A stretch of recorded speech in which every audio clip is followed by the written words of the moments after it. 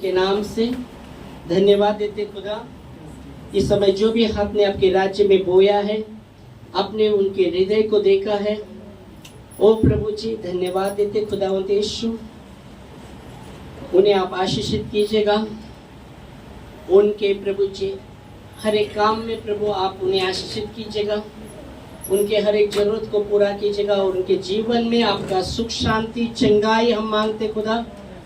जो नहीं बो पाए उनके लिए भी हम प्रार्थना करते, आप उन्हें सामर्थ दीजिएगा और आप उन्हें बीज दीजिएगा ताकि वो बो सके और उसका फसल वो भी काट सके। प्रभु जी धन्यवाद देते, हर एक को आप आशीषित कीजिएगा प्रभु जी आपके वचन के अनुसार। धन्यवाद देते प्रभु जी। आने वाला समय प्रभु आपके हाथ में देते और जैसा आपका वचन आता है प्रभु प्रार्थना करते, सुनने वाला कान समझने वाला मन दीजिएगा और आपका वचन हर एक के जीवन में कार्य करके 100 गुना फल आपकी महिमा के लिए यीशु मसीह के नाम में आमेन। हालेलुया। इस समय वचन में हम जाएंगे। Praise Lord.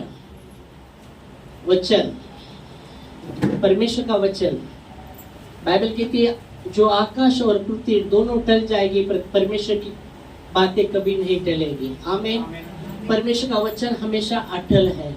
आमीन। और जो कोई उसके वचन की ओर अपना मन लगाता है वो कल्याण पाता है। आमीन। Praise God. जो कोई परमेश्वर के वचन की ओर मन लगाता है उसका क्या होता है? कल्याण होता है। वो आशीषित होने वाला है। जो उस पर जीवित परमेश्वर पर विश्वास करता है वो धन्य होता है।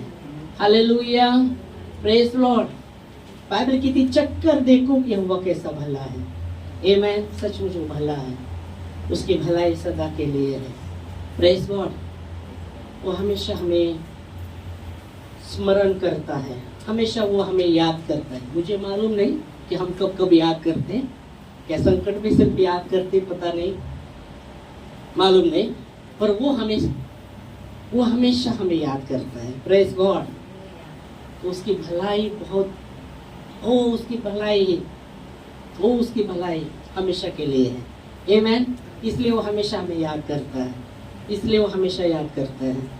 Praise God. तो इस समय हम वचन में जाएंगे और वचन में जब हम देख रहे यशाया 29 उसका 13 वचन से हम देखेंगे। वचन में देखेंगे यहाँ परमेश्वर का वचन ध्यान धरकर बहुत ही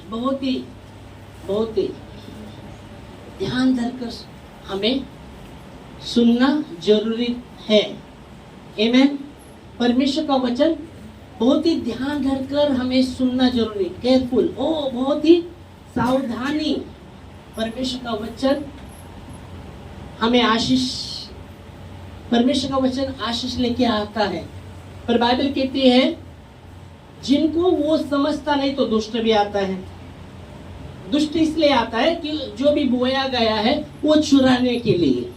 और इसलिए बहुत ही जरूरी है हमें जब प्रभु का वचन हम जब पढ़ते हैं, सुनते हैं, ध्यान पूर्वक सुनना बहुत ही जरूरी है और उसको समझना भी बहुत जरूरी है। आमीन। तो हम पढ़ेंगे। प्रभु ने कहा।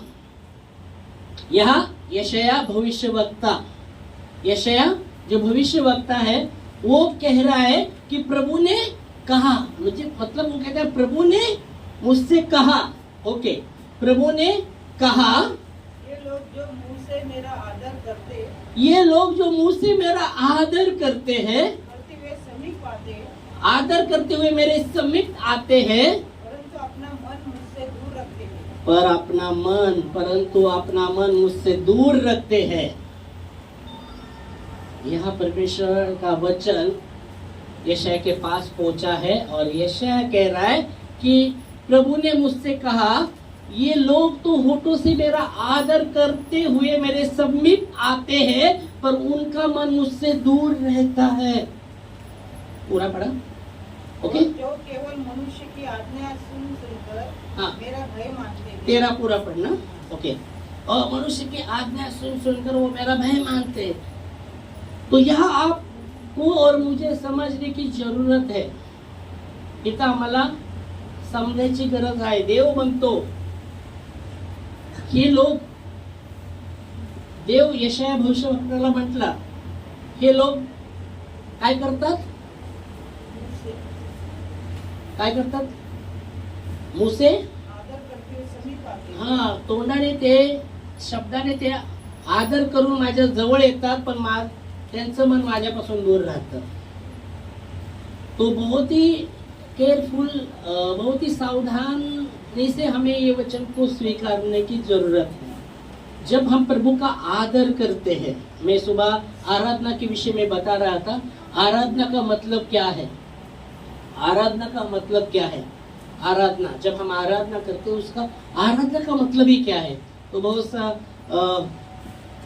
जैसा मतलब पूछ रहे थे, तो बहुत से कंफ्यूज लगे लोग, कंफ्यूज थे कि क्या आराधना का मतलब, जो भी बोला आप समझते हो वो बताएगा आराधना का मतलब क्या है. आराधना का मतलब क्या है. अगर मैं पूछूं वही सुबह का सवाल, आराधना का मतलब क्या है, तो आप क्या बोलेंगे. मैं बोला सब आराधना करते, प्रेज गॉड. तो आप जो भी आराधना का मतलब क्या, तो मैं बता रहा था सुबह, तो बहुत सी, ठीक है, अभी नहीं पूछूंगा, ओके. तो आप ये विषय जो है उस पर हम ध्यान देंगे, और जब आराधना के विषय में और भी हम शाम को भी सीखेंगे तो फिर उसमें हम पूछेंगे. Praise God.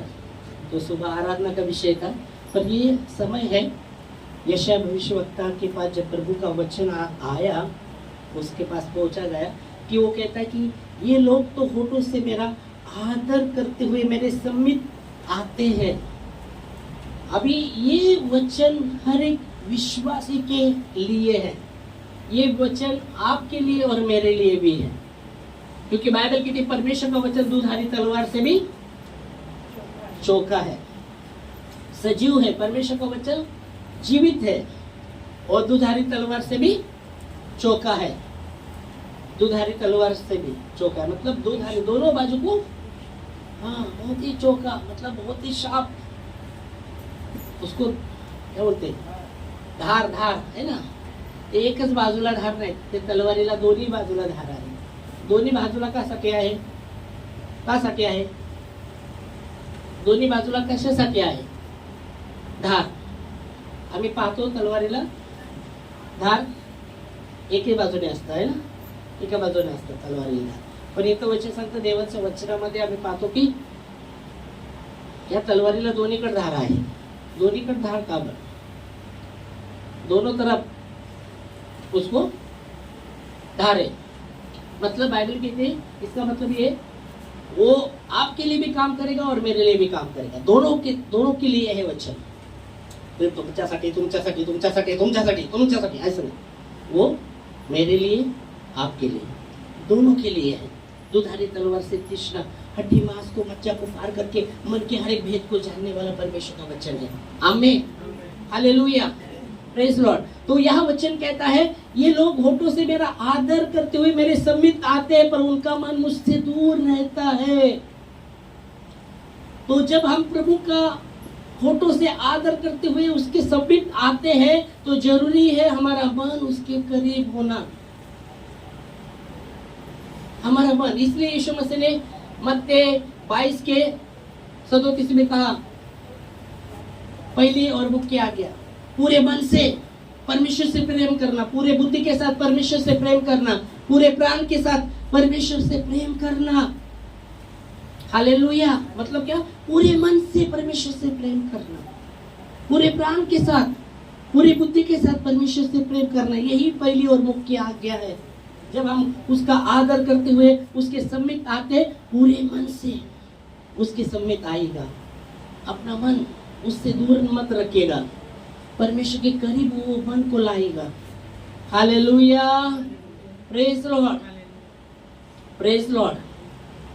हमने इसलिए हम ऑफरिंग में हमने देखा था कि परमेश्वर का नजर किधर है, मन पर रहता है, उसका हृदय पर नजर रहता है. बाइबल कहते हैं, मनुष्य का देखने जैसा यहोवा का देखना नहीं. मनुष्य तो ऊपर से देखता है, पर परमेश्वर का नजर उसके मन पर रहता है. आमीन. Hallelujah, praise Lord.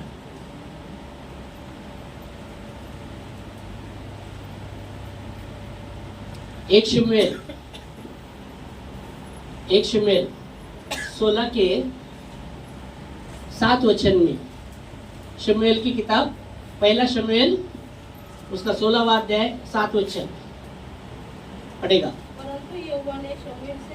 परंतु यहोवा ने शमूएल से कहा, न तो उसके रूप पर दृष्टि कर और न तो उसकी कद की ऊंचाई पर उसे अयोग्य जाना है। हाँ, यहोवा का देखना मनुष्य का जैसा नहीं। मनुष्य तो बाहर का रूप देखता है, यहोवा की दृष्टि उसके मन पर रहती है, हृदय पर रहती है। यहोवा की दृष्टि वो हृदय पर रहती है, मन पर रहती है। हालेलुया। और इसलिए परमेश्वर ने यशायाह से कहा, ये लोग होठों से आदर करते हुए मेरे समीप आते, पर उनका मन मुझसे दूर रहता है। तो आज हमें परमेश्वर के पास अपने मन को लाने की जरूरत है। हेलो, आमीन, प्रेज गॉड, प्रेज गॉड। एक जगह परमेश्वर कहते हैं, यिर्मयाह की किताब, वो प्रसन्न रहते, यिर्मयाह 31:13 में कहते, वो मुझे ढूंढेंगे और पाओगे भी, तुम मुझे ढूंढोगे पाओगे भी, क्योंकि तुम संपूर्ण मन से मेरे पास आओगे। आमीन। तुम मुझे ढूंढोगे और पाओगे भी, क्योंकि तुम संपूर्ण मन से मेरे पास आओगे। यहाँ कहा गया है यिर्मयाह 29:13 वचन, तुम मुझे, परमेश्वर कहते हैं, तुम मुझे ढूंढोगे भी, तुम मुझे क्या करोगे? ढूंढोगे और पाओगे भी, है ना? क्योंकि तुम संपूर्ण मन से मेरे पास आओगे। तुम मुझे ढूंढोगे और पाओगे भी, परमेश्वर कहते हैं, तुम मुझे ढूंढोगे और पाओगे भी। अगर वो कहता है तुम मुझे ढूंढोगे और पाओगे भी, क्योंकि तुम संपूर्ण मन से मेरे पास आओगे। हमें परमेश्वर के पास आना है संपूर्ण मन से, तभी हम उसको पा सकते हैं। हालेलुया। तभी हम उसको ढूंढ सकते हैं, जब संपूर्ण मन से उसके पास आए और हम उसको ढूंढेंगे पाएंगे भी। वो कहता है वचन में, उसने कहा कि तुम मुझे ढूंढोगे पाओगे भी। क्यों? क्योंकि तुम संपूर्ण मन से मेरे पास आओगे। और यहाँ यशायाह में परमेश्वर, यशायाह भविष्यवक्ता को कहता है, वो होठों से मेरा आदर करते हुए मेरे समीप आने की कोशिश करते, पर मन उनका दूर ही रहता है। मन मुझसे उनका दूर रहता है। और इसलिए यीशु मसीह ने कहा कि अपने परमेश्वर से पूरे मन से, पूरे बुद्धि के साथ, पूरे शक्ति के साथ, पूरे प्राण से प्रेम करना। आमीन, हालेलुया। बाइबल कहती है, परमेश्वर का वचन कहता है, यीशु मसीह जा रहे थे और वहां एक धनवान आता है, एक धनवान मनुष्य यीशु मसीह के पास आता है। उत्तम गुरुजी, क्या कहता है यीशु मसीह को? उत्तम गुरुजी, स्वर्ग के राज्य में जाने के लिए मैं क्या करना चाहिए? यीशु मसीह कहता है, उत्तम मुझे क्यों कहता है? एक ही उत्तम है, एक ही उत्तम है। और फिर वो कहते हैं, स्वर्ग के राज्य में जाने के लिए मैंने क्या करना चाहिए? वो कहता है, आज्ञा का पालन करना, झूठ नहीं बोलना, चोरी नहीं करना, अपने माता पिता का आदर करना। ऐसे 5, जैसे वो यीशु मसीह बात कर रहे, तो बोलता है, ये बचपन से मैं पालता आया हूँ, ये बचपन से मैं इसका पालन करता आया हूँ। ओके, तो यीशु मसीह उसको देखकर मुस्कुराते हैं। हालेलुया। यीशु मसीह उसको देखकर मुस्कुराते हैं और कहते हैं, तुझ में एक बात की घटी है, जा तेरा जो धन है ना, गरीब में बांट दे और मेरे पीछे हो ले। पर बाइबल कहती है वो बहुत ही दुखी हो जाता है, जैसा प्रभु ने कहा उसको कि तेरा जो धन है गरीब में बांट और मेरे पीछे हो, तो बहुत दुखी होता है, निराश होता है और दूसरे मार्ग से निकल जाता है। तो यीशु मसीह उस पर कहता है, यीशु मसीह कहता है कि परमेश्वर के राज्य में धनवान को जाना कितना कठिन है, कितना कठिन है, कितना कठिन है। सुई का और ऊंट का उदाहरण दिया। सुई का और ऊंट का। ऊंट सुई के छेद से पार हो सकता है। अब ऊंट कितना बड़ा रहता है और सुई का छेद कितना रहता है, एकदम छोटा, उससे कैसे पार हो? पर परमेश्वर कहते हैं, प्रभु कहते हैं वो पार हो सकता है। और धनवान को कितना कठिन है परमेश्वर के राज्य में प्रवेश करना। तो यीशु मसीह कहते हैं क्योंकि जहाँ वो धनवान, जहाँ वो जो धनवान रहते हैं, जहाँ उनका धन रहता है वहाँ उनका मन रहता है, इसलिए बहुत ही उनको कठिन है। पर बाइबल कहती है, हमें परमेश्वर का वचन कहता है, परमेश्वर का वचन हमें कहता है हमारा नजर स्वर्गीय वस्तु पर हमें लगाने की जरूरत है। हमारा मन, दावीद राजा कहता है मैं अपने मन को प्रभु की ओर उठाता हूँ। Praise God, hallelujah, praise Lord. तो यह आप देख सकते कि प्रभु के पास पूरे मन से हमें आने की जरूरत है। अभी देखो यहाँ यशायाह के पास जब परमेश्वर का वचन ये आ गया ना कि ये लोग फोटो से आदर करते हुए मेरे समीप आते पर उनका मन मुझसे दूर रहता है ना। तो यहाँ आप देख सकते कि परमेश्वर के पास अपने मन को लाने की जरूरत। अभी देखो हम प्रभु के पास उसका फोटो से आदर करते हुए उसके समीप आ रहे, पर हमारा मन हम कहाँ लगाया है? प्रभु की ओर नहीं लगाया। हमने हमारा मन किसके ओर लगाया? चिंता की ओर। अपना मन किधर है? चिंता की ओर। कैसा होगा? कैसा होगा? क्या होगा? बहुत सी चिंता, बाइबल की बहुत सी चिंताएं आती है, रहती है। एक चिंता नहीं है, बहुत सी। इसलिए एक पत्रस 5:7 में लिखा गया है अपनी सारी चिंता उस पर डालो, उसको ध्यान है आपका। आमीन। तो हम प्रभु के पास आए हैं और उसका आदर करते उसके समीप आए, पर हमारा मन किधर है? चिंता के विषय में। क्या होगा? कैसा होगा? हमारा मन हमने वो चिंता की ओर लगाया। संत पौलुस कहते हैं किसी बात की चिंता मत करो। चिंताएं आती रहती है। ऐसा कोई नहीं व्यक्ति बोलेगा कि उसके जीवन में चिंता नहीं है। ऐसा कोई है क्या यहाँ बोलेगा हमारी जरूरत चिंता से नहीं हो? ऐसा नहीं, सबके जीवन में चिंताएं आती रहती है। पर संत पौलुस कहता है किसी बात की चिंता मत करो। पर जब चिंताएं आपके जीवन में है तो आपको और मुझे क्या करने की जरूरत है? हमें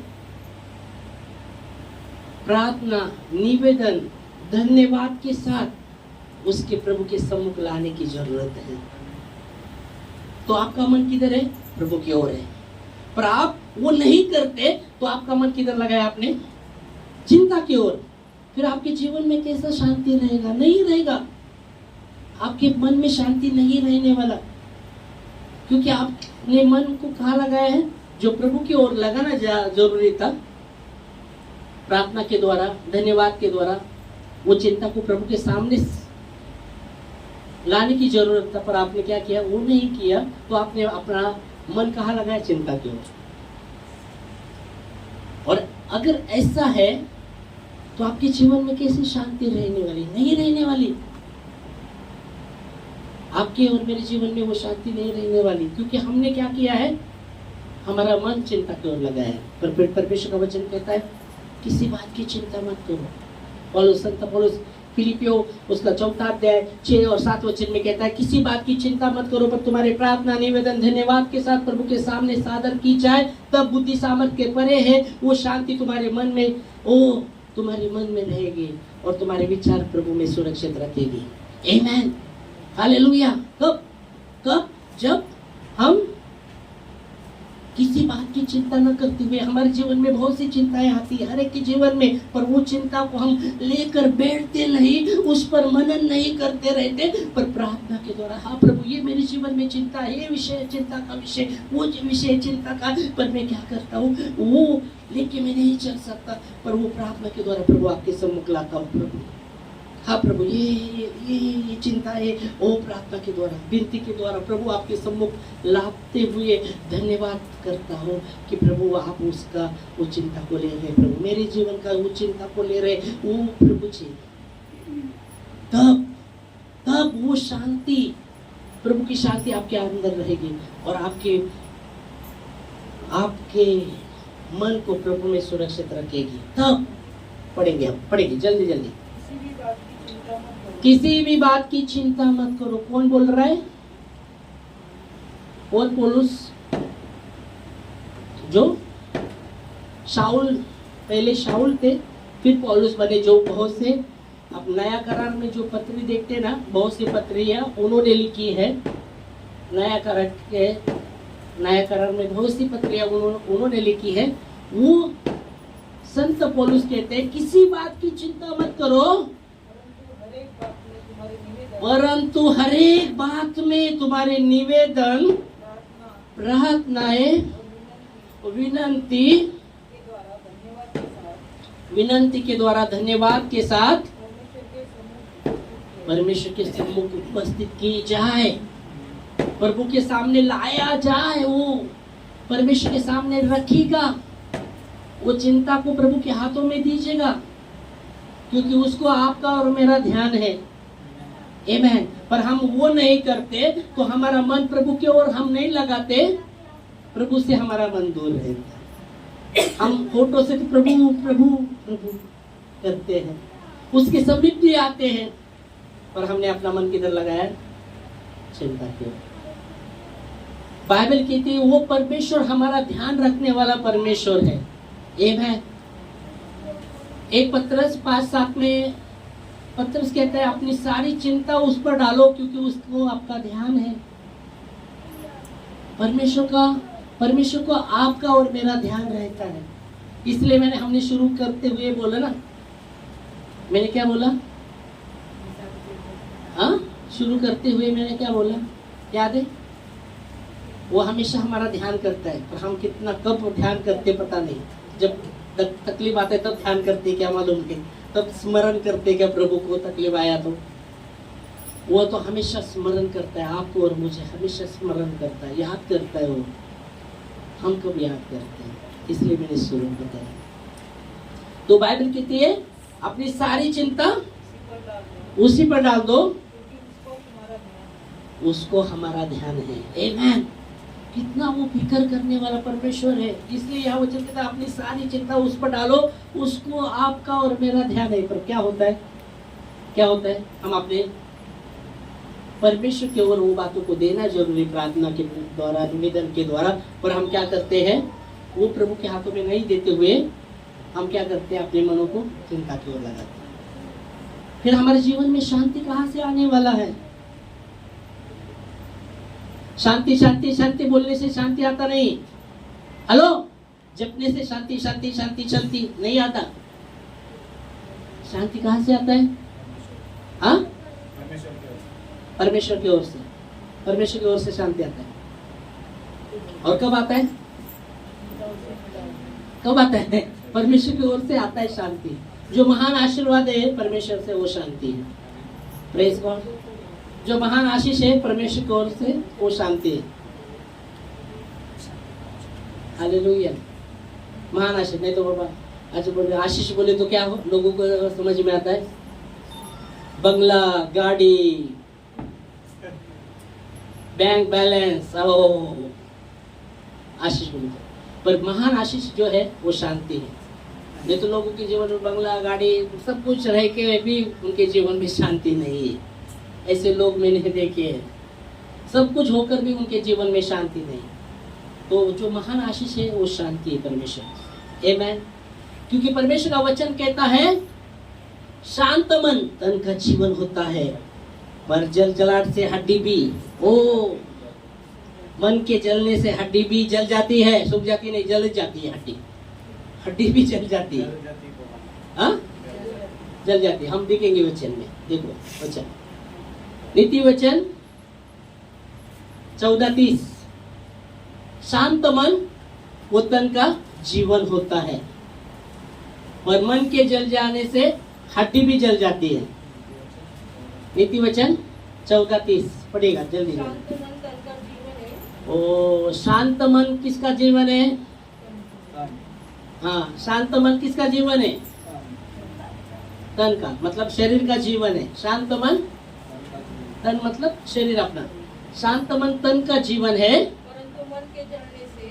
परंतु मन के जलने से हड्डी भी क्या होती है, हड्डी भी गलने वाली है, हड्डी भी जलने वाली, गल के पूरा उसका कुछ भी नहीं, ये भी नहीं, गल पूरी रीति से गल जाएगी, जल जाएगी, उसका कुछ अंश भी बचेगा नहीं। किसके द्वारा होगा? मन के जल जाने से, मतलब मन कितना इम्पोर्टेंट है और इसलिए मन पर ही परमेश्वर का नजर रहता है। Hallelujah, praise God. तो वचन कहता है अपनी सारी चिंता उस पर डालो क्योंकि उसको आपका ध्यान है। और पौलुस यही कहता है कि किसी बात की चिंता मत करो, पर तुम्हारे प्रार्थना निवेदन धन्यवाद के साथ प्रभु के सामने सादर की जाए, तब बुद्धि सामर्थ के परे है वो शांति तुम्हारे हृदय में रहेगी और तुम्हारे विचारों को मसीह में सुरक्षित रखेगी। आमेन, हालेलुया। समझ में आया? मतलब परमेश्वर हमारा इतना फिक्र करता है, कितना फिक्र करता है। तुमको पूछा गया परमेश्वर कितना फिक्र करता है तो कितना बोलेंगे? हाँ, कितना बोलेंगे? उदाहरण देंगे, कितना फिक्र करता है? हाँ, इतना मतलब कितना फिक्र करता है? इतना, इसका कोई सीमा नहीं, इतना सीमा नहीं। हाँ? कितना करता है? उदाहरण दो, कितना करता है? तो सीमा नहीं है, प्रेम असीमित करता है वो। ओके, तो हम क्या बोल रहे हैं? परमेश्वर हमारा कितना फिक्र करता है वो बोल रहे, कितना करता है? उदाहरण है क्या? उदाहरण है? हाँ, उदाहरण है परमेश्वर के वचन में, इतना ही तो फिक्र करता है? हाँ? कितना फिक्र करता है? उदाहरण है ना बाइबल में? नहीं, कैसा? सब बातों का उत्तर है परमेश्वर के वचन में। हर एक आंसर नहीं, शब्द का क्या? क्वेश्चन का आंसर है। ओके, हर एक प्रश्न का उत्तर प्रभु के वचन में है। आमीन तो बोलो। आमीन, ऐसा ही है। देखो कितना आराम से अपन बोलते, वो भी बोलने को जोर लगता है। आमीन बोलो, आमीन बोलो, तब अपना आमीन। टिंग टोंग, टिंग टोंग, आमीन।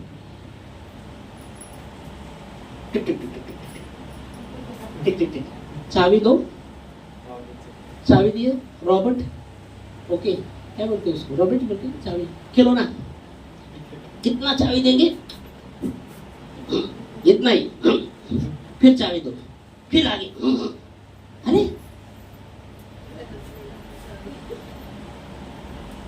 हमें चाबी जरूरत नहीं है देने की। हालेलुया, हम खिलौना नहीं है। परमेश्वर ने आपको और मुझे उसके स्वरूप में बनाया है। आमीन। तो हम खिलौना है क्या? अगर खिलौना रहते तो चलो कितना अच्छा होता था कि हाँ चलो बाबा, जैसे हम बोलते हैं वैसे। परमेश्वर ने हमें खिलौना नहीं बनाया। खिलौना बनाया है तो क्या बनाया? हमें उसके स्वरूप में आपको और मुझे बनाया है। आमीन। हम उसके बेटे बेटियां। तो कितना वो फिक्र करता है, कितना करता है? बोला, इसलिए बोला इसका हर प्रश्न का उत्तर है। कितना करता है? इसलिए बोला इतना, इतना, कितना, कितना नहीं, इसमें है ना वचन। माहित नाही तर माहित करून घ्यावं आपण। हा? प्रभू येशूला आपल्यासाठी दिलं। हा? प्रभू येशूला आपल्यासाठी दिलं, एवढं प्रेम केलं त्याने। फिकर फिकर फिकर फिकर चाललंय। परमेश्वर किती फिकर करतो आपली। हा, किती फिकर करतो, काळजी करतो परमेश्वर, काळजी करतो आपली, काळजी करतो। एवढी काळजी करतो तो, किती किती करतो। अहो, तुमच्या माय डोक्यावरचे केस मोजलेत नाही? मग ते 10:30 मध्ये म्हटलं आहे, तुम्हारे और मेरे सर में कितने बाल है तुमको पता नहीं, मेरे को पता नहीं, पर उसको पता है। मतलब इतना फिक्र वो करता है। आमीन। पढ़ो वचन, वचन पढ़ो। देखो वचन बोलो, पढ़ो. तुम्हारे सिर के बाल भी गिने हुए हैं. तुम्हारे सिर के बाल. डोक्यावर हात फिरवला, कधी पण हात फिरवला ना आठवण करायचं. आपण असं करू, असं आहे की नाही, आपण फिरवू असं हात भरपूर. तर आपल्याला आठवण करायला पाहिजे. जेव्हा डोकं तरताना बी आपल्याला आठवण करायला पाहिजे. मग चिंता आपण करणार नाही ना, नाही तर डोक्यावरचे केस बी तुमच्या माझ्या. तुम्हाला माहिती का तुमच्या डोक्यावर केस किती? मला माहित नाही माझ्या डोक्यावर किती केस. हाँ? आपको और मुझे नहीं पता, पर उसको पता है. मतलब इतना फिक्र वो करता है. आमीन. इसलिए यीशु मसीह ने कहा मत्ती 6वां अध्याय, चिंता मत करो, चिंता मत करो. चिंता करके तुम क्या कर सकते हो? उन पक्षी को देखो, ना तो बोते काटते, फिर भी स्वर्गीय पिता उनको खिलाता है. मत्ती 6वां अध्याय तन के लिए उस चिंता के विषय में, जैसा 6वां अध्याय आप घर पे जाकर पढ़ेगा, तो अपना टाइम और भी जाएगा. तो 6वां अध्याय आप पढ़ो घर जाके. 25 से शुरू करेंगे ना, वो चिंता के विषय में यीशु मसीह ने भी कहा चिंता मत करो. वो पक्षी को देखो, वो और भी वो अपने हमको भी कहता है शरीर के लिए वो क्या चिंता करते, क्या पहनेंगे, क्या खाएंगे, इसके विषय में मत चिंता करो. अन्य जाति उसके लिए चिंता करती रहती है. अन्य जाति लोग उसके लिए चिंता करते हैं. फिर बाद में वो पक्षी का उदाहरण लेता है, फिर वो फूलों का उदाहरण लेता है. मत्ती 6वां अध्याय 25 से पढ़ के आप घर में पढ़ो. वो चिंता के विषय में यीशु मसीह ने भी बात किया. पर क्या होता है, क्या होता है, हम प्रभु फोटो से आदर करते, उसके सम्मित आते हैं, पर हमारा मन किधर लगाते हैं? चिंता की ओर, चिंता की ओर. और इसलिए परमेश्वर ने यशायाह को कहा, ये लोग फोटो से आदर करते, मेरे सम्मित भी आते, पर उनका मन मुझसे दूर रहता है. हमें प्रभु के पास आने की जरूरत है. जब हम अपने मन को प्रभु के पास लाने की जरूरत है. और उसने कहा तुम मुझे ढूंढोगे भी और पाओगे भी, क्योंकि तुम संपूर्ण मन से मेरे पास आओगे. यीशु मसीह ने कहा संपूर्ण मन से उससे प्रेम करना. और भी है उसमें, अगली बार हम ये वचन का अध्ययन अगली बार करेंगे. आमेन. Praise Lord. तो क्या समझ में आया आज के वचन से? क्या समझ में आया? चलो बोलो. नाही तर हा ऐकलं सकाळी म्हणलं माहिती समजलं का? हा म्हणलं बोला. काय समजलं? मग पुढे ते काय समजलं? अहो नाही समजलं तर सांगा, परत मी समजून सांगतो. हा हा नका करू. समजलं? हा समजलं. ओके. तो समझेगा वचन को. हालेलुया. क्या समझे? हाँ? अपना मन प्रभु की ओर लाना की जरूरत है. और चिंता की ओर मन लगाने की मतलब चिंता आती है, पर प्रार्थना के द्वारा वो चिंता को प्रभु की. क्यों? क्यों? क्योंकि परमेश्वर हमारा फिकर करता है. काळजी करतो देव आमची. त्यालाच करू दे आमची काळजी. आम्ही आमची काळजी नाही करत पाहिजे. आमची सुरक्षा देवाला द्यायला पाहिजे. आमेन. आमची चिंता देवाला दिली पाहिजे. Praise Lord. आमचं ओझं देवाला दिलं पाहिजे. ओझं घेऊन तुम्ही चालू शकणार नाही, मी पण चालू शकणार नाही. आपके हाथ में ओझा, उससे ऊपर एक बड़ा ओझा, हाथों में एक ओझा. और कैसे चलेंगे आप? फास्ट चलेंगे क्या?